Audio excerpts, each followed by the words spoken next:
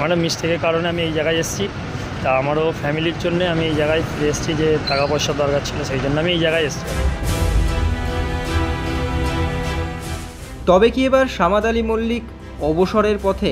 ভবানীপুরের হয়ে কলকাতা লিগে খেলতে দেখা যাচ্ছে সামাদ আলী মল্লিককে। একদা মোহামেডানের হয়ে আই লিগ চ্যাম্পিয়ন, অধিনায়ক ছিলেন মোহামেডান স্পোর্টিং ক্লাবে, কিন্তু এবার তিনি কলকাতা লিগে। কিন্তু কেন? টাকা পয়সার দরকার ছিল, সেই জন্য আমি এই জায়গায় এসেছি।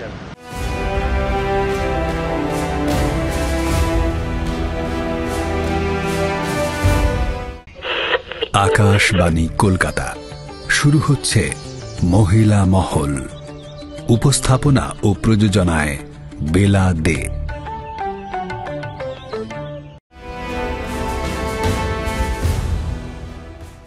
প্রসঙ্গত, বাংলার ফুটবলে ধূমকেতুর মতন উত্থান দেখেছিল বাংলার ফুটবল প্রেমীরা সামাদ আলী মল্লিকের।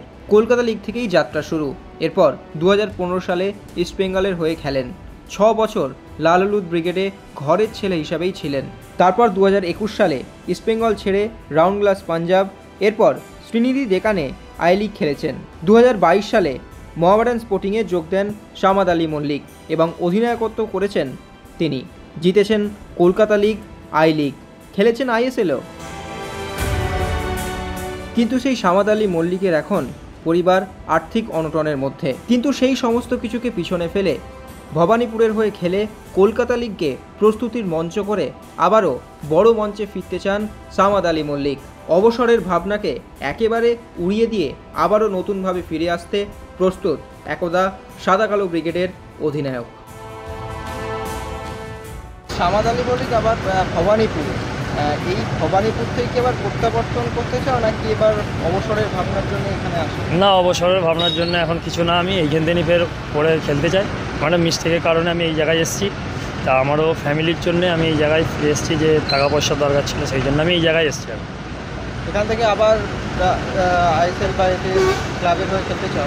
হ্যাঁ, অবশ্যই। একটা প্লেয়ারের তো স্বপ্ন সবসময় থাকে যে ওপর লেভেলে খেলার জন্য, তো অবশ্যই আছে। কলকাতা লিগটা কি সেই মঞ্চ হিসেবেই বেছে নিয়েছে?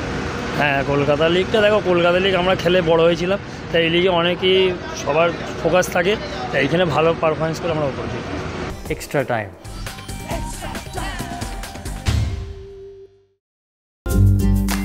লেটেস্ট নিউজ আর এক্সক্লুসিভ ভিডিওর সঙ্গে আপডেট থাকতে এখনই সাবস্ক্রাইব করুন আমাদের ইউটিউব চ্যানেল। বেল আইকনে ক্লিক করতে ভুলবেন না যেন।